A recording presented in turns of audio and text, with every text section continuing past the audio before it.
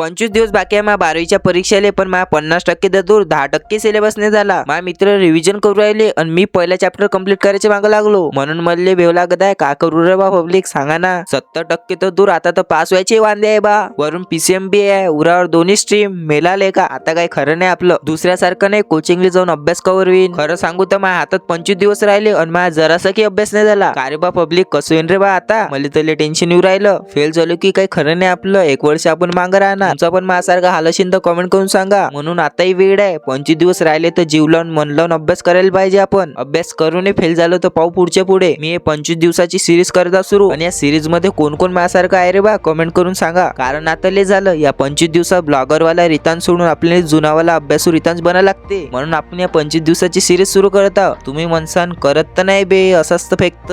खरं सांगू तर आता माझ्या इज्जतीचा प्रश्न आहे. आता मला झक मारून करायला लागते, म्हणजे करावंच लागते. म्हणून या 25 दिवसात मला मनापासून सपोर्ट करा. आणि तुम्हाला MP क्वेश्चन PDF वगैरे काही मटेरियल पाहिजे असेल तर कमेंट करून सांगा. आणि जाताना एकच गोष्ट म्हणतो, मग बोला गुगल हे पा कॉलेज मॉडेल #रितांश ब्लॉगर.